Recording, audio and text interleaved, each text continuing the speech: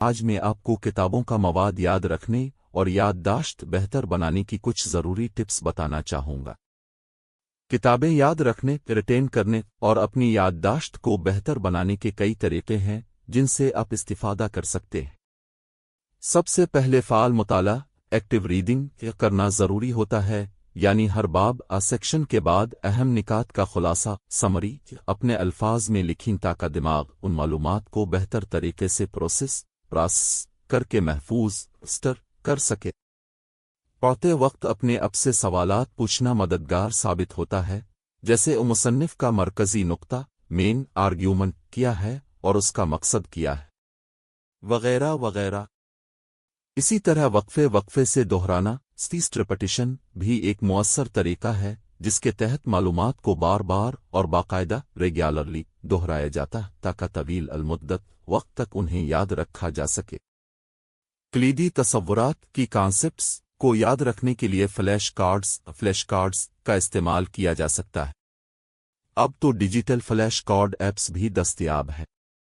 پیچیدہ خیالات complex ideas کو ذہنی تصاویر مینٹل امیجز میں تبدیل کرنا اور دماغی نقشے مائنڈ میپس بنانا بھی یادداشت کو مضبوط اسٹرینتھن بنانے میں مدد دیتے ہیں۔ کسی اور شخص کو سکھانا یا پڑھانا ایک اہم تکنیک ہے۔ جب آپ کسی کو کچھ سکھاتے ہیں تو آپ کو وہ معلومات یاد کرنی پڑتی ہیں جس سے آپ کا علم مزید مضبوط ہوتا ہے۔ نوٹس لینا بھی یادداشت کو بہتر بنانے کا ایک مؤثر طریقہ ہے، خاص طور پر جب آپ ہاتھ سے لکھتے ہیں، کیونکہ یہ دماغ کے مختلف حصوں کو متحرک انگیج کرتا ہے۔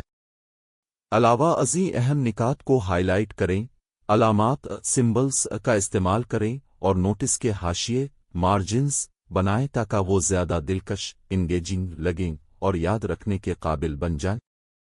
پیچیدہ معلومات کو یاد رکھنے کے لیے نیمانک ڈیوائسز اور مخففت ایکرونیمز بھی مددگار ثابت ہو سکتے ہیں، کیونکہ اس سے نئی معلومات کو پیٹرنز میں تبدیل کیا جا سکتا ہے۔ یادداشت کو بہتر بنانے کے لیے نیند سلیپ کا بھی اہم کردار ہے۔ مناسب نیند لینے سے دماغ میں معلومات کو محفوظ اور منظم کرنے کی صلاحیت بڑھ جاتی ہے، اور پڑھتے وقت وقفے لینے سے دماغ کو بہتر طریقے سے مواد جذب ابزرو کرنے کا موقع ملتا ہے۔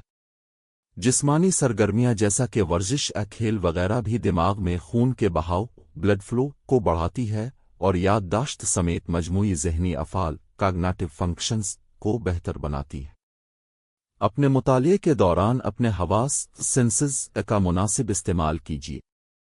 بلند آواز میں پڑھنا آپ کی بصری اور سمعی سننے کی حس کو متحرک کرتا ہے، جس سے یادداشت میں بہتری آتی ہے۔ کتاب کا مطالعہ کرتے ہوئے آڈیو بکس سننے سے بھی معلومات کو بہتر طریقے سے یاد رکھنے میں مدد ملتی ہے۔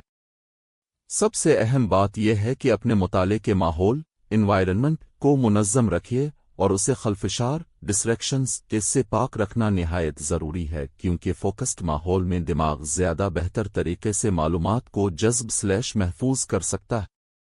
ان تمام تکنیکوں کو مستقل طور پر استعمال کرنے سے نہ صرف آپ کی یادداشت بہتر ہوگی بلکہ کتابیں یاد رکھنے کی صلاحیت بھی بڑھ جائے گی۔